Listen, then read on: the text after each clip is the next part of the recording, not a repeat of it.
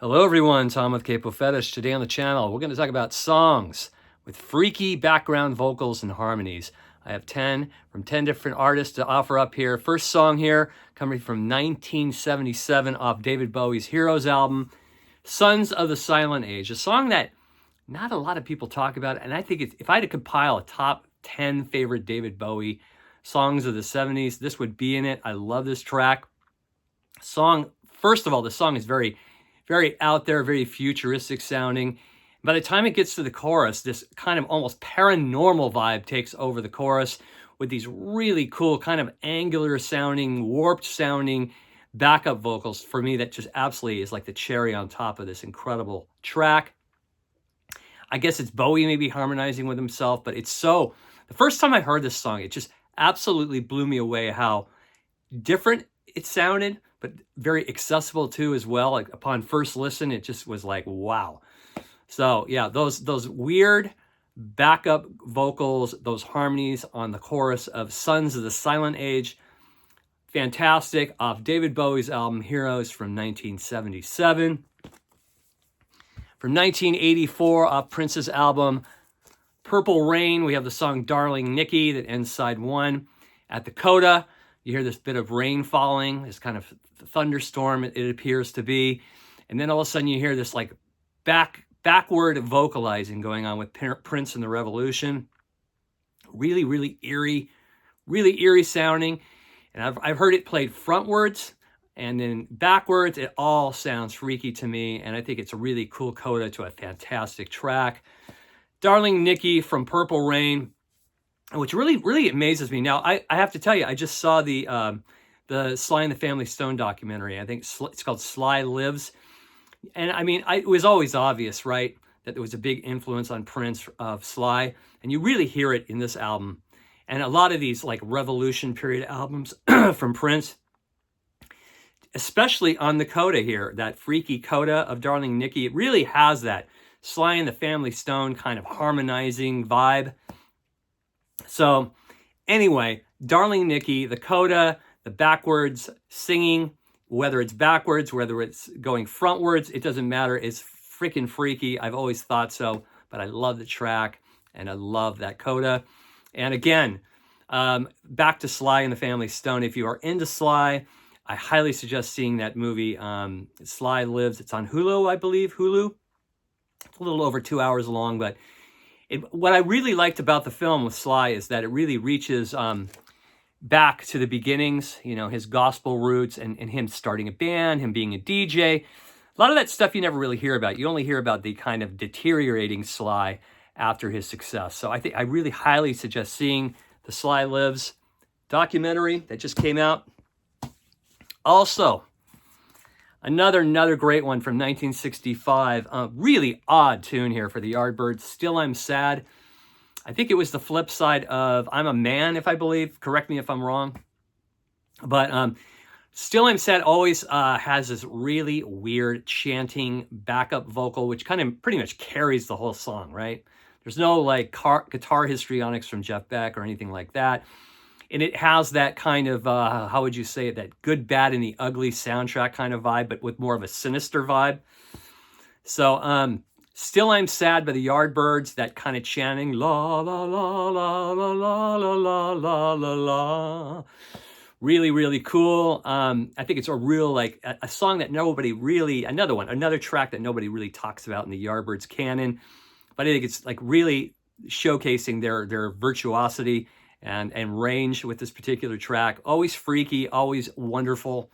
Still I'm Sad from the Yardbirds from 1965. This is off their second U.S. album, Having a Rave Up with the Yardbirds. Fantastic record. Still I'm Sad, the Yardbirds. How about the entire album of Dirt by Alice in Chains from 1992? Oh my God. This is one of the most harrowing sounding records I've ever heard, yet melodic, right?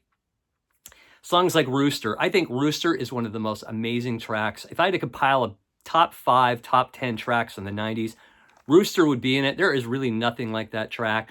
Those flange guitars by Jerry Cantrell. And I think what sets Alice in Chains apart from a lot of their grunge counterparts are those harmonies between Jerry Cantrell and Lane Staley. They're just really, really odd and unique. And I think that's what makes Alice in Chains stand out. And I think they kind of took that Sabbath sound to a whole new level with those weird harmonies and weird chord changes. So we got Rooster, another one, Angry Chair. Oh my God, really freaky backup vocals. Dirt, the title track, Sick Man. I mean, the whole album is just an absolute freak show of harmonies, darkness, but also melody. So for me, melody counts. However it's put out there. Great album here. I love Alice in Chains.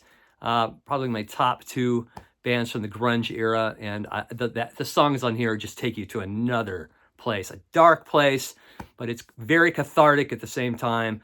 The Dirt album by Alice in Chains, crazy, crazy, freaky harmonies by Jerry Cantrell and Lane Staley. How about Blue Jay Way from the Beatles off Magical Mystery Tour?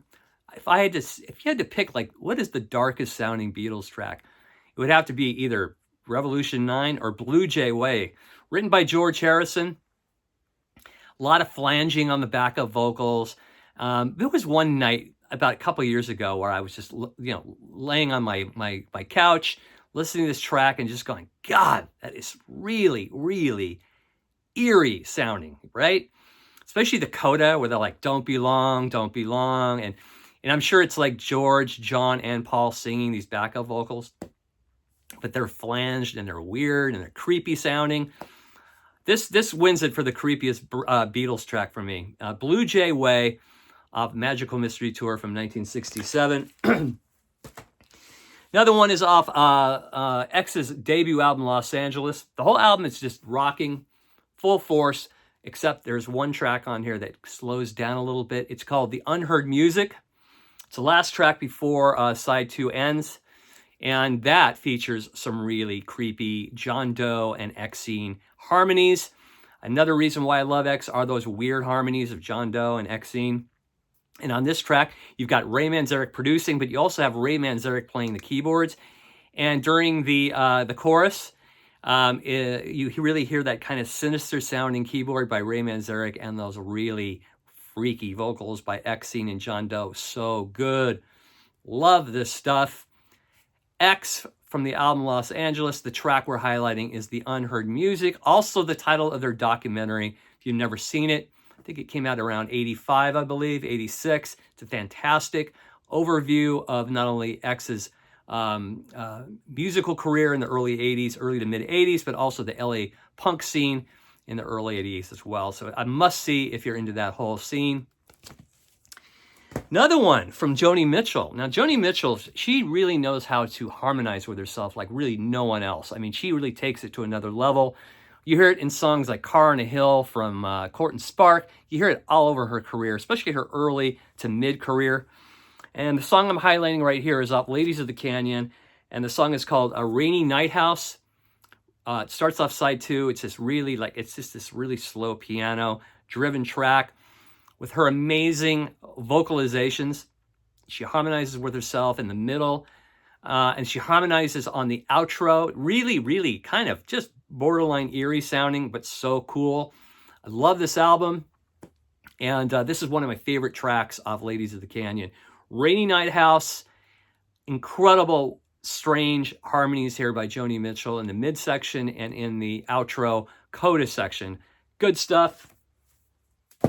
When I was young and I heard this track, it always made me a little uneasy, and that is the title track of Crown of Creation by the Jefferson Airplane. God, what a powerhouse track this is. But the way it just comes in with those harmonies from Paul Kantner, Grace Slick, and Marty Balin. And it might just be Grace Slick and Paul Kantner singing on this, but I'm not sure. But anyway, it's creepy, it's lovely, and at the end when it slows down near the coda, there's still more eerie type vocals there to offer up, and it's fantastic.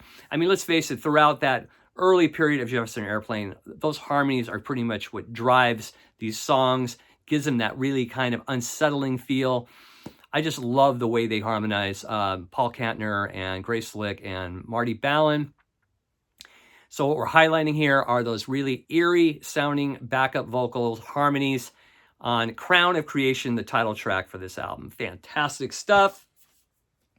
A real deep cut here from the Velvet Underground off their Another View album. This was kind of like the album that followed VU, another kind of compilation of outtakes and songs that were never featured on albums in their discography. There's a really weird track on here called Ferry Boat Bill.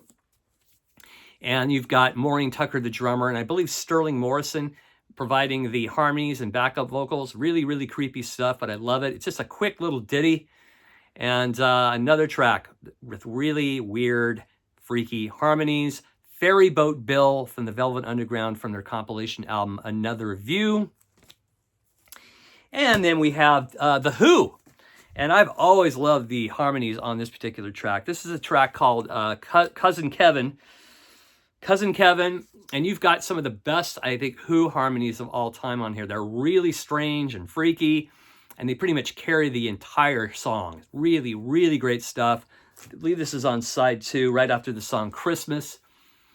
So that's another really great kind of freaky sounding, harmonizing track. And I think the Who in their early days had really cool harmonies. I mean, just really strong. And by the 70s, they kind of stopped doing that. But throughout the 60s, I think a lot of the great Who tracks featured those amazing harmonies from Entwistle, Townsend, and Daltrey. And this is one of their best, I think. Cousin Kevin.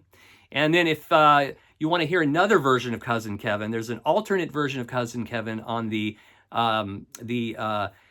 super deluxe, I guess you would say, Odds and Sods album, which sounds completely different than this version on here. So those are just some examples I wanted to showcase today for freaky sounding backup vocals and harmonies. If you have any more to add to the list, throw them in the comment section. As always, thanks for watching. If you dig the content on this channel, just press subscribe. It's free. It's absolutely free, as Frank Zappa once said. Thanks again for watching. Take care. We'll see you soon. Bye.